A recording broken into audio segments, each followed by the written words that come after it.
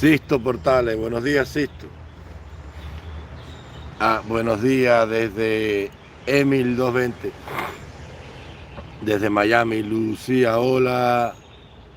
Nelson, William, Placeres, Lora, Javier Santana, el Monchi.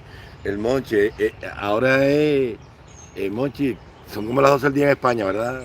Buenos días, don Pepe, don Pepe. Buenos días, don Pepe. Víctor Mora. Buenos días, Brian Fernández. Buenos días, Brian. Abrazo desde el País Vasco. Hola, Rodríguez. Buenos días desde Ocala, Florida. Un saludo a Cuba, dice Dios los bendiga. Desde Cuba, ¿de qué lado de Cuba, Rafael? Monchi, las 2 de la tarde. ¿Qué hora es en Honduras? Secreto militar. Ayer me pasé la directa de Eliezer preguntándole, ¿tú sabes qué?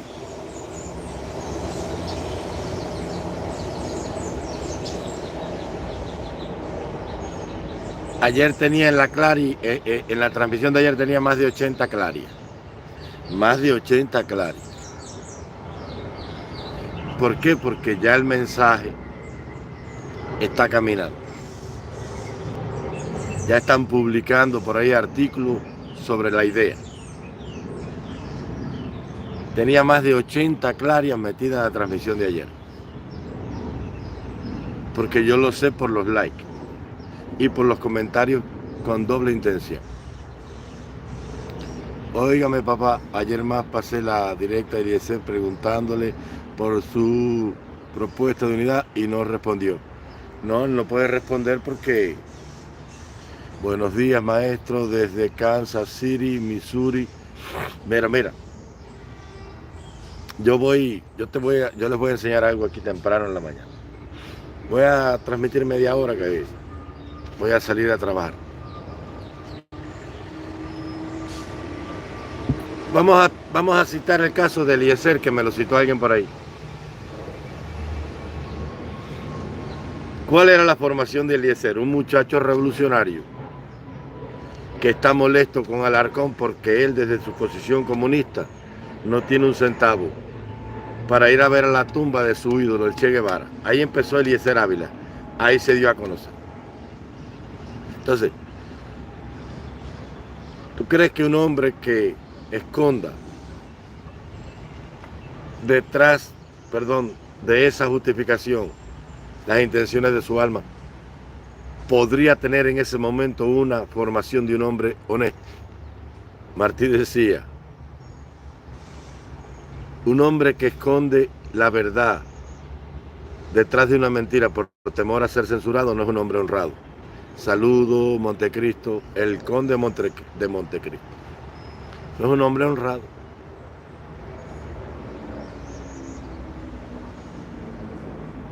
Entonces, un hombre que no sea honrado, que empezó primero con el todos más ese, y que cuando vio que eso no le daba negocio lo dejó, se cansó de luchar.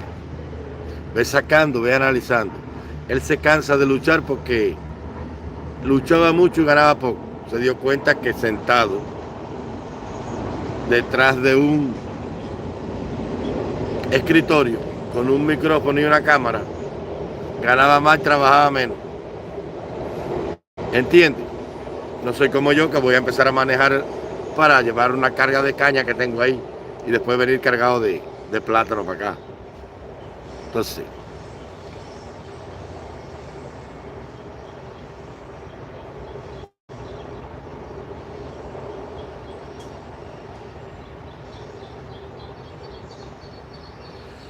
no, Martínez Campos no supo nada de eso. No, Martínez Campos no supo nada de eso porque Martínez Campos llegó acompañado con 13 hombres del Estado Mayor. Él no supo nada de eso. El rumor se corría y a él le hacen llegar la información. Y rápidamente le escribí a Flor, le dice, he sabido de cierto asunto, que hay cierta conjura por ahí de querer secuestrar al general Martínez Campos y a su Estado Mayor para ponerle fin a la guerra dentro de mi jurisdicción. Sepa y déjeme decirle que el que se atreva a semejante despropósito tendría que pasar por encima de mi cadáver. Claro que sí, deja a Martínez Campos y enseña la cara.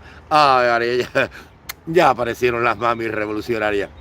Un besito para todas esas mamis que hoy no desayunaron, que están con el estómago transido, que no tienen una churita de café ni para ellos ni para sus hijos, que ellos mientras están ahí, sus mujeres están mirando a otros hombres, porque semejantes esperpentos de la vida como estos no tienen para darle nada. Hombres castrados de pensamiento, hombres pusilánimes de espíritu, que por una peseta, como decía Elpidio Valdés, cual rayadillo, venden su alma a España. Por favor. Balazo, TV comunista. Ya empezó ya llegó el TV comunista. Pobre gente, que no tiene, que no,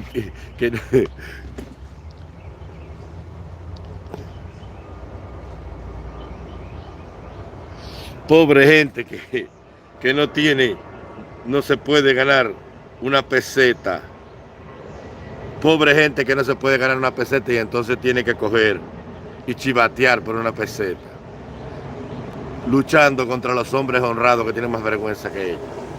Como el Lazarillo de Tormes, que porque no tenía valor para ganarse la vida, dejaba que el amo se acostara con su mujer para tener asegurado el pedacito de pan de centeno. Lea el Lazarillo de Tormes para que coja dignidad. Así mismo, hermano, Sisto Portales. No, yo no estoy perdiendo el tiempo. Yo no pierdo el tiempo. Yo aproveché para saludarlos a ustedes e interactuar. No voy a dar arengas políticas. ¿Para qué si ya todas las arengas están dadas? Mi misión es que la gente aparezca en masa para que capten el mensaje, para que sepan dónde está la solución al problema de Cuba. Más nada. Me preguntaron ayer si sabía de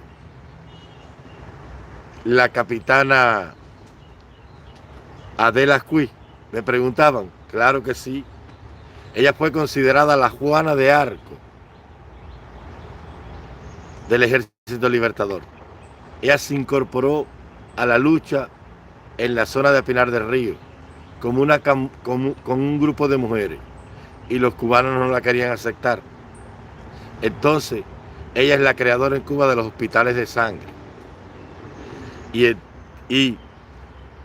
tuvo un valor y un arrojo y una temeridad tan grande que se le llegó a conocer como la Juana Arcos de Cuba por su inclaudicable posición en la lucha y su valor para defender a los heridos que le llegaban en su jurisdicción. Entonces, tiempo después, cuando terminó la guerra, ella era enfermera sanitaria. Tiempo después, cuando terminó la guerra, en La Habana se dedicó a enseñar y a trabajar en la formación del naciente sistema de salud pública de la República, que estaba deshecho. Y de ahí murió, creo que en 1914 o 1924, algo así. También había una mujer muy guapa en la zona de Pinar del Río, se llamaba Isabel Rubio, la capitana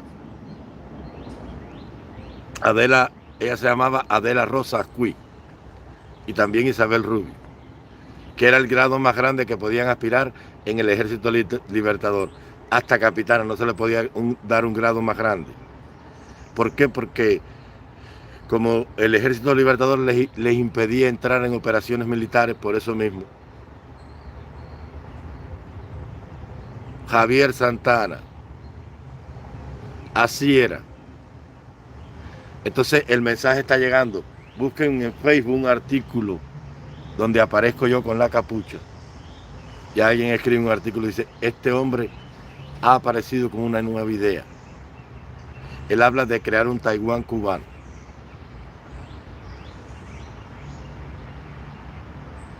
Saludos encapuchados, den like, señores, saludos a todos los patriotas.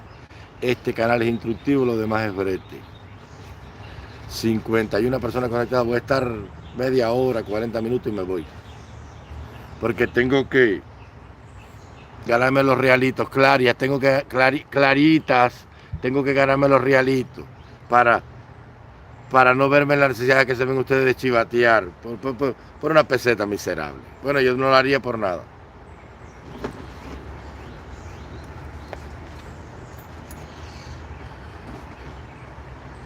Máximo, gracias por su cooperación y por vuestra contribución.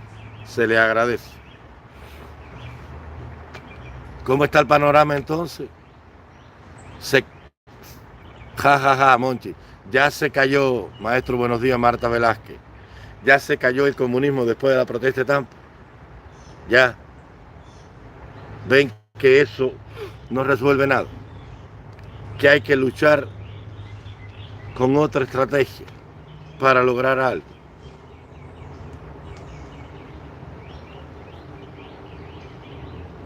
Alguien me dijo, primeramente dijiste que el rapero había sido marihuanero. Ramón Dubois, saludos maestro, saludos para ti Ramoncito. Y que después dijiste que lo que estaba haciendo estaba bien hecho.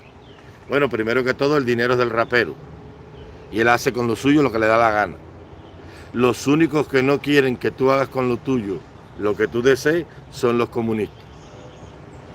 Ahora el comunismo permite eso con dos intenciones. 3. La primera, tener entretenida a la gente detrás de eso. Todo el mundo detrás de ese problema. El cebo que te dije, la pirañita. Después, para humillar el honor del cubano al rebajarlo a un mendigo, siendo un príncipe. Para mancillar su dignidad y su autoestima. Para que él se crea que él es un limosnero, que no tiene nada, que no puede lograr nada, que no puede hacer nada. De la tercera, para que el rapero esté loco, que no sabe el valor que tiene el dinero y que le cree que toda la vida va a estar así. Mañana se accidente, no puede trabajar y se va a morir de hambre. Para que el rapero lleve todo el dinero que tenga, para que la gente lo gaste en Cuba y ellos se los cojan. Saludos a todos en el chat, especial al canal Tocororo Mambí. Saludos para usted, mi querido o querida compatriota, no vi bien. Un abrazo desde España. Harold Lloyd. Un saludo y un abrazo para ti también, mi hermano. Desde California, Rolando Agüero. Un saludo para su familia maravillosa, querido mío. Aquí estamos. 67 personas conectadas. La idea es que la gente entienda que hay una nueva propuesta. Hay una nueva propuesta. Cuando Felipe se encuentra con Natanael y se encuentra al Mesías, dice, déjame ver, cuando habló con él, dijo, este mismo es el hombre. ¿Por qué? Porque él llevaba años viendo cosas distintas. Hasta que apareció alguien y apenas que habló con él, dijo, por aquí me voy, que esto es lo que hay, que este es el hombre, que en este caso no sería yo, sería mi idea. Porque yo no quiero que me sigan a mí, yo quiero que analicen mi propuesta para buscar una vía distinta, para intentar hacer algo distinto. Necesitamos algo que sea nuestro, para que nadie nos diga qué hacer ni cuándo hacer. 73 personas conectadas. Muchas gracias por estar ahí. Tras los sueños de este loco que son vuestros mismos sueños. Guarda tu espada, Pedro, porque el que espada mata, espada de morir. Con la... espérate un momento, que aquí hay dos confusiones grandes con este tema. Pregúntale a la capucha, que la capucha es la que sabe. Hay un comunista aquí que me está diciendo cada rato, ¿cómo tú reconcilias el llamado a las armas con que Cristo dijo que el que espada mata, espada ser muerto? No creo que sea esta persona. Pero bueno, me voy a acordar. Mira, te voy a explicar lo que pasó. Mira. La esclavitud es un principio satánico. Dios hizo al hombre libre y ningún hombre tiene derecho a robarle la libertad. La única manera que el cielo acepta que tú le quites la vida a alguien es cuando está amenazada tu dignidad humana. ¿Entiendes? Vamos a suponer que ahora un abusador esté violando a un niño y el niño coge un cuchillo y lo mata. ¿Tú crees que Dios se lo ve como un pecado? ¿Tú crees que un hombre golpea a una mujer y ella coge un cuchillo y la mata? ¿Tú crees que Dios se lo ve como un pecado? ¿Tú crees que una nación está desguazando a otra y una nación arma un ejército para atacar y defender a esos infelices de los abusadores? ¿Tú crees que Dios los ve como pecado? ¿Tú crees que un gobierno que le robe la libertad a un pueblo, que imponga una ideología satánica en una nación y que con su abuso decida el destino de un pueblo, ¿tú crees que es pecado que ese mismo pueblo se levante en armas para luchar contra la tiranía? Para nada. El pueblo de Israel guerrió durante 5000 años. Y sin embargo, David estuvo en infinidad de guerras, luchando contra los enemigos de la libertad de su pueblo, contra los hombres que querían arrasar con la existencia del pueblo de Israel. Y nunca fue pecado. Y sin embargo, cuando sin justificación ninguna mandó a matar a Urías, ahí le vino la condena y el castigo divino. No vengas a confundir, que aquí está la capucha. No vengas a confundir. Otro dijo por ahí, no puedo creer en el Dios del Antiguo Testamento, porque es un Dios bárbaro, es un Dios asesino. Porque él ordenaba exterminar naciones, matar niños y destruirlo todo. Un Dios así no puede ser bueno. Al contrario, para nada. En esa aparente crueldad se escondía y se esconde el amor maravilloso del Creador. Te voy a explicar cómo es. Los pueblos cananeos,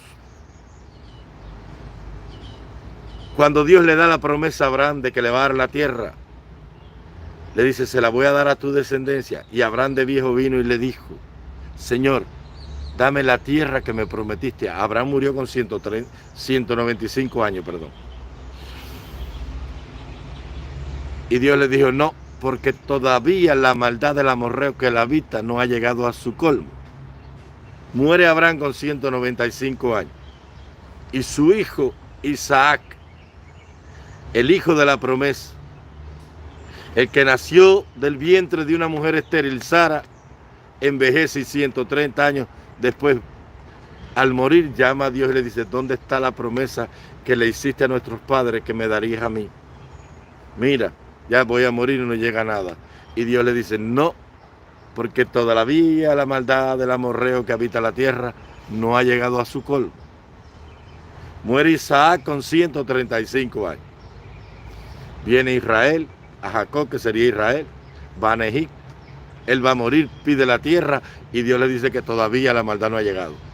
Y entre el tiempo en que Dios le hace la promesa a Abraham y la esclavitud de Egipto, hasta la liberación y el éxodo, han pasado 420 años, 430 años. Y Dios llama a Moisés, libera al pueblo y dice, ve y conquista la tierra, porque la maldad del amorreo llegó a su colmo y los destruiré delante de ti por la espada de Israel. ¿Por qué? Porque estos pueblos tenían como costumbre adorar al paganismo, a dioses paganos. Entonces ellos cogían y tenían un culto a sus dioses. Eran fenicios, eran el último reducto del imperio hitita y tenían a los Baales y a los Aseras y a los Astaré como dioses. Entonces Baal Zebú, dios de Cron, era un toro con unos tarros de bronce que tenía un caldero así, hueco por dentro. Y entonces ellos, cuando llegaban los días de luna nueva y el día de la cosecha, cogían a las criaturas que habían nacido y hacían un sacrificio humano a Baal. Cogían un niñito, lo amarraban en los brazos, le echaban fuego por debajo y mientras el niño se cocinaba vivo, sus sacerdotes se cortaban con lanceta, se tomaban y bebían la sangre y comenzaban sus orgías de homosexualismo y lesbianismo para que su Dios enviara la lluvia, porque Baal era el Dios de la lluvia. Por eso es que Elías lo castiga con la sequía y le dice al pueblo, Baal es el dios de la lluvia. Ah, bueno, pues ahora no va a llover aquí. Y durante 3 años y medio no llovió. Entonces, esa era una de las tantas costumbres de ellos. Fíjate que cuando Dios manda al profeta Jonás a Nínive, manda un mensaje: dentro de 40 días Nínive será destruida si no se arrepiente. Porque la maldad del corazón, porque Dios le da un periodo de gracia a la maldad en el alma humana. A medida que te vas metiendo en el mal, te vas alejando del llamado de Dios al arrepentimiento. Y Dios le otorgó a esos pueblos infinidad de siglos de misericordia. Pero como Dios sabía ya que no se iban a arrepentir, entonces ordena el exterminio de ellos. ¿Para qué? Para que no sigan acumulando pecado, porque entre más pecado acumularan, más tendrían que pagar el día del castigo final. Entonces, por un acto de misericordia, Dios los destruye, porque ya la madre no tenía sentimiento. La madre ponía al hijo para que se muriera allí cocinado. El padre violaba a la hija. Cualquier niñito era violado frente a la indiferencia de toda la nación y no pasaba nada. Por eso es que cuando Lot llega a Sodoma, dice que la nación completa, desde el más grande hasta el más pequeño, se juntaron en la puerta para tener conocimiento de la carne con ellos. Querían violar a los ángeles, porque era una ciudad de homosexuales y de pervertidos. Y allí no había esperanza. Allí el hijo veía como el padre se acostaba con un hombre y no pasaba nada. Ahí veían como la hija hacía y ya no sentían, ya la condición humana del alma, el pecado y Satanás se la habían matado. Por eso Dios ordenaba el exterminio, por amor a ellos mismos, porque ya no tenían salvación. ¿Entienden cómo funciona? Porque Cristo dijo: teman a que puede matar el alma. Ya Satanás les había matado el alma, ya eran seres que no sentían dolor. Por eso Dios envió un redentor a la tierra, porque el hombre pecó y no perdió la capacidad de amar. Por eso, porque no había perdido la capacidad de amar, Dios envió un redentor para restaurarlo a su condición original. Por eso Dios no le ofreció a Lucifer y a los demonios un redentor. Por 2 razones. Primero, no necesitaban un redentor, porque ellos conocían la gloria del Creador. Ellos estaban en el reino de los cielos y sabían del amor de Dios. Y segundo, ¿para qué si ya no valía la pena? Ya Satanás había perdido la capacidad de amar. El pecado se incubó tanto en su alma que no hubo lugar más para el amor.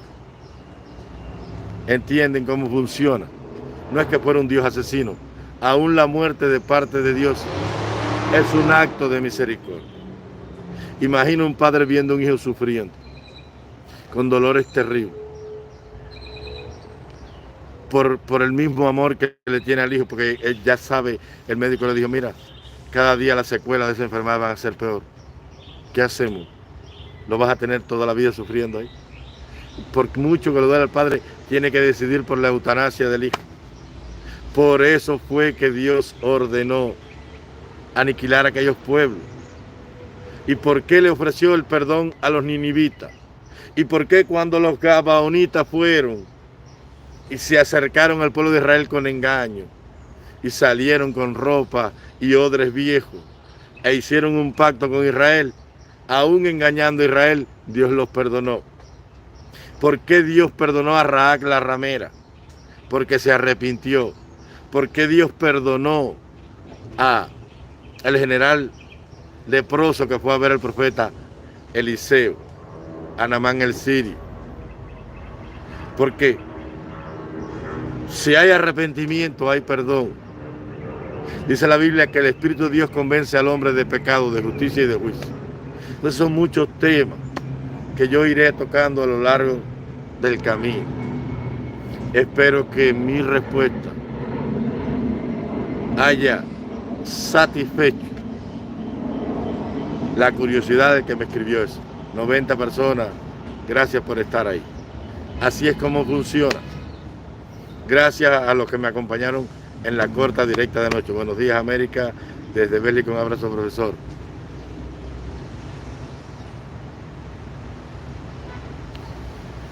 Sí, Exacto. Porque era un hombre que era un hombre de una bondad muy grande. Era un hombre que pecaba por ese impulso de tener una vida que andaba rumbo a la santificación, pero no había encontrado la santidad todavía. No un santo de una iglesia con una aureola, sino el proceso de purificar el alma a través de la acción del Espíritu Santo. Claro que sí, 92 personas conectadas. Gracias por estar ahí. Los quiero a todos. Me estoy yendo casi a trabajar. Gracias, maestro, por toda su valiosa información. Sí, porque, ¿qué es lo que pasa? Que para el hombre, estar vivo es biológicamente respirar y que te lata el corazón. Pero para la ciencia médica no. Te lata el corazón y respira y tienes muerte cerebral. Entonces para Dios es igual. Podrás tener un cuerpo que funciona, pero si tu espíritu está muerto, pues para Dios está muerto. Porque para Dios la vida es espiritual. Por eso lo dijo Cristo, como te dije. Teme al que puede matarte el alma. El cuerpo no.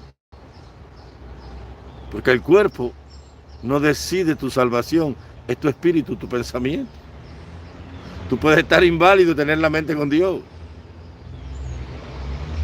¿Entiendes cómo funciona? Y te voy a explicar cómo funciona, mira. Ese mismo, porque mira dónde la gente se pierde, que no saben entender a Dios.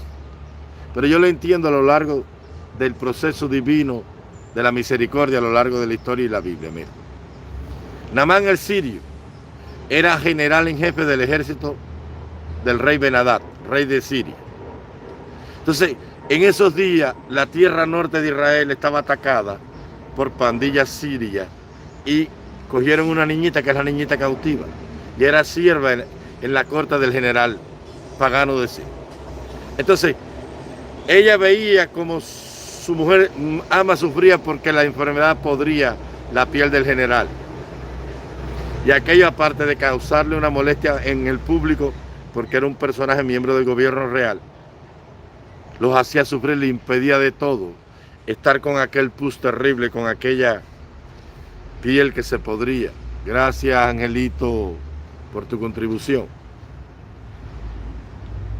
Ella le dijo, si mi señor fuera a ver el profeta de mi tierra, se curaría. Era una niña de fe enorme. Sabía el poder de su Dios y de los siervos de tu tierra. Y él partió para allá. Pero el otro que no conocía, como el reino de Israel era vasallo, le dio una carta y dijo, cuando mi siervo lleve, cúralo. Porque él creía que era la magia de los magos de él. Entonces cuando él llega allí, le entrega la carta al rey de Israel, el rey se echa a llorar. Dice, soy yo Dios para dar vida y muerte. Esto es una trampa para romper el tratado de paz y venir a la guerra y aniquilar. Y empieza a llorar el reino y se entera el profeta Eliseo. Dice, dile que venga a ver. Y el hombre vino con la soberbia de los poderosos de la tierra, con carros y hombres de guerra, y él quería que los recibieran. Era el general en jefe del ejército que tenía dominado Israel. Y cuando llegó le dijo, vete, dile que vaya al río Jordán y se lave 7 veces, porque los hombres grandes son sencillos. Porque el corazón de Eliseo no sentía nada con esa pompa y esa vanagloria. Había que traer un ujier y decir, tao, llegó fulano, y tocar la banda de música y llamar a la tropa para presentar las armas, y leer un protocolo y un acto político. Pues ese es el hombre, y tirar la alfombra. Pero los hombres de Dios, los hombres sencillos no son así. Entonces, él le dijo, váyase allá al río y échese un baño 7 veces y ya se va a curar. Y entonces, como Cristo le dijo, ve, haz esto y te curará. Y lleva tu ofrenda al templo. Y no le digas a nadie quién te curó, porque los hombres grandes no buscan gloria. ¿Para qué? ¿Para qué yo quiero que me digan, y no soy grande, no soy chico? Para yo quiero, ay maestro, como usted sabe, a mí eso no me hace a mí nada. Yo vine aquí a llamar al pueblo de Cuba a su propósito final. Esa es mi misión. Como mismo apareció la capucha, se va a perder. Nadie sabrá nunca quién fue la capucha. Imagínate que los libros que voy a imprimir para dejarlo están con un seudónimo que uso yo. Juan de Calatrava, Marqués de Calatrava. Ese es mi seudónimo, no tengo más nada aquí. Mi seudónimo. Juan de Calatrava, Marqués de Calatrava. Ya. Entonces, el hombre se siente mal porque dice, yo pensé que él me iba a recibir, que me iba a hacer una ceremonia, e iba a invocar a su Dios, iba a aparecer una nube en el cielo, un poco de rayo, todo el mundo se iba a asustar y entonces me iba a poner la mano y me iba a curar. Y dijo, esto es mentira, esto no sirve. Y se iba, y cuando se iba, su siervo viene, Giesi, y le dice, Señor, si él te habría pedido una cosa difícil, no lo habrías hecho. Entonces te pidió una cosa sencilla, vaya, hazlo. Y cuando ve el Jordán, es un río de aguas arcillosas. Y dice, pero Abana y Farfar, ríos de Damasco, no son mejor que este pestilente y sucio Jordán. ¿Por qué? Porque en el río Jordán hay mucho azufre en sus aguas y tiene el olor al azufre con la descomposición de todo lo que muere. Entonces, me voy a bañar yo aquí siendo quien soy. El orgullo y la prepotencia humana. Mientras tuvo ese orgullo y esa prepotencia, el Espíritu de Dios no operó el maravilloso milagro de la sanación. Él tenía que arrepentirse. Dice la Biblia, y el que se arrepienta de Dios alcanzará misericordia. Cuando él dominó la soberbia y el Espíritu Santo lo sometió por el amor, entonces pudo operar el milagro de la sanación. Y humildemente fue y se bañó una vez, nada, y así hasta 7. Dice que su piel salió como la de un bebé. Entonces fue allá y se intentó tirar frente al profeta y el profeta lo levantó y le dijo, te juro, Señor, que a partir de hoy en mi vida no habrá otro Dios que tu Dios, porque es un Dios maravilloso que hace su misericordia en extremo. Yo no merecía esto, pero mira.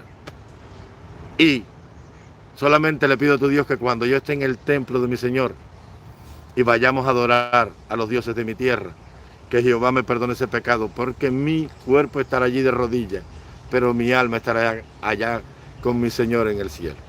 Entonces, ahí está la prueba de lo que Cristo dijo. Tú le temes a que te puede matar el alma.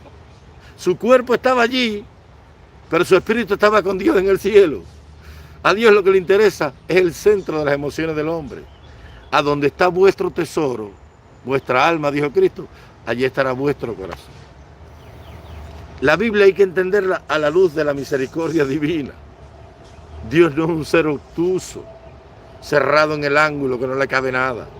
Dios en su amor infinito siempre tiene un espacio para la misericordia. Porque es así. En el templo de Israel no había lugar para los paganos, pero había dejado una puerta, se llamaba el patio de los gentiles, para darle un espacio allí a los que venían buscando la verdad de otras tierras. Y los judíos los miraban reticentes, pero Dios sabía y les había dejado un lugar. Porque Dios sabe. A Dios nadie lo puede meter en una caja. Cristo dijo, y muchos leprosos había en Israel en el día de Naamán, pero solamente fue curado el pagano en Siria. Y muchas viudas había en Israel que se morían de hambre, pero a Sarepta de Sidón fue mandado Elías para preservar su vida. Muchas mujeres opulentas había y suntuosas.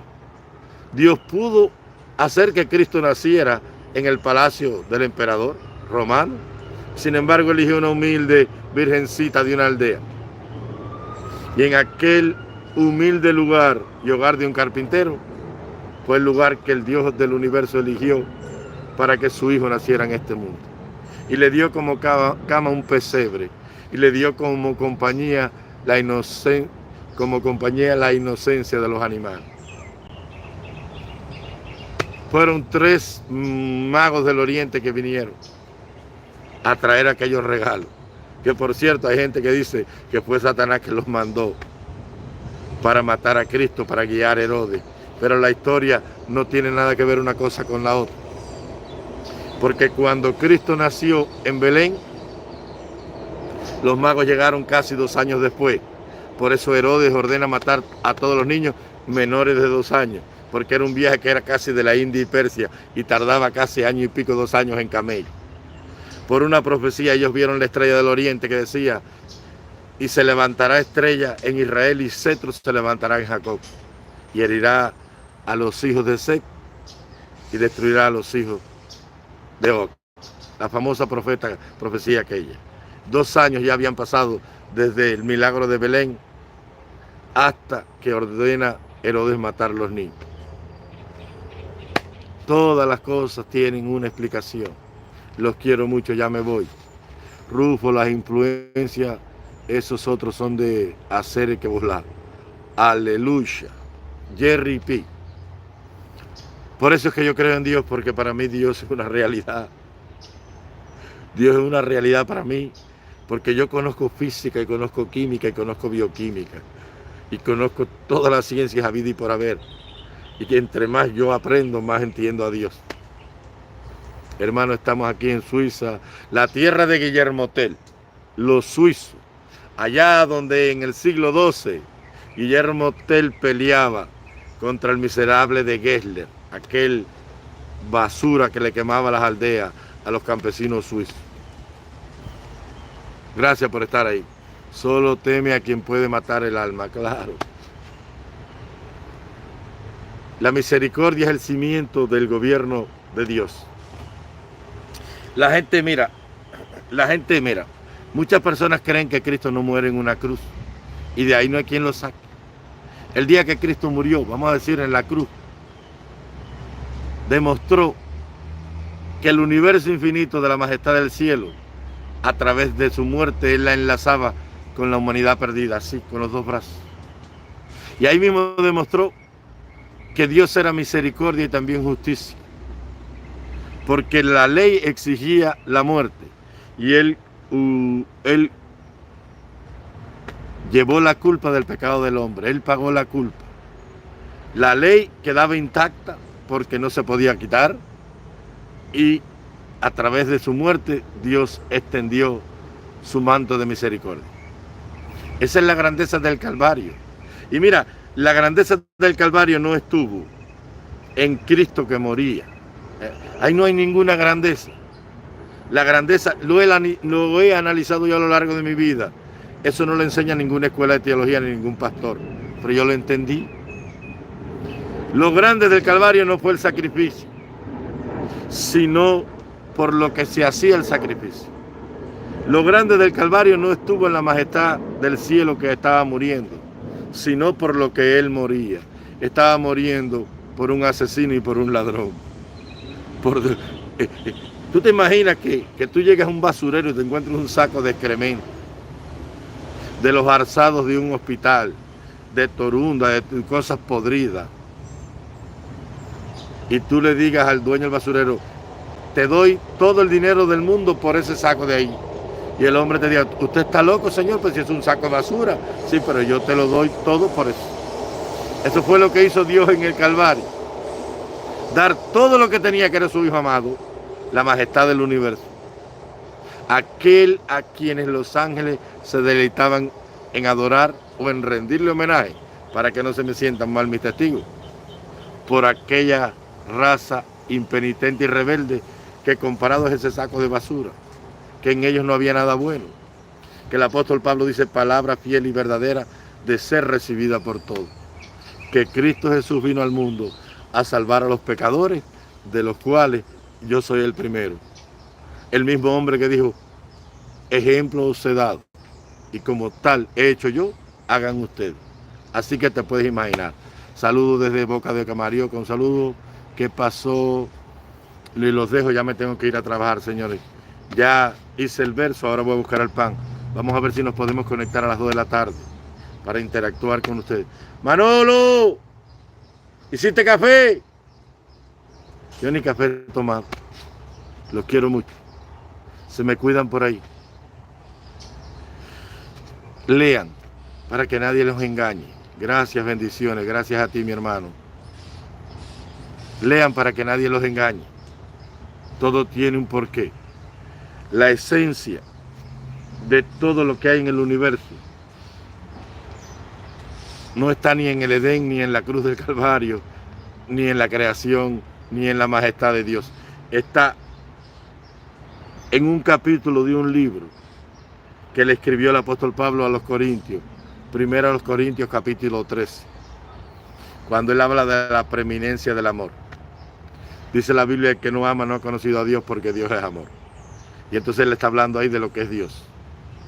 Ahora, todo lo contrario a eso que él describe ahí es el pecado y la muerte y la destrucción.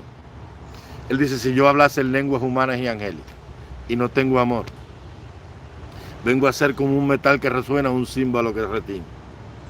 Y si tuviese conocimiento, y si tuviese poder, y si diese mi cuerpo para ser quemado y vendiese mis bienes para dar de comer a los pobres, aún haciendo todo eso yo no soy nada. Y ahora viene a decirte por qué. Porque el amor es sufrido. Y aunque yo dé las cosas, si no sufro, no tienen sentido. El amor es benigno. Yo puedo dar lo que tengo porque me da pena, pero eso no es ser benigno. Y yo no es jactancioso. Cristo hacía un milagro y decía, mira, no le digas a nadie que fui yo. Sin embargo, el fariseo cogía la bolsa y la tiraba para que la gente lo viera.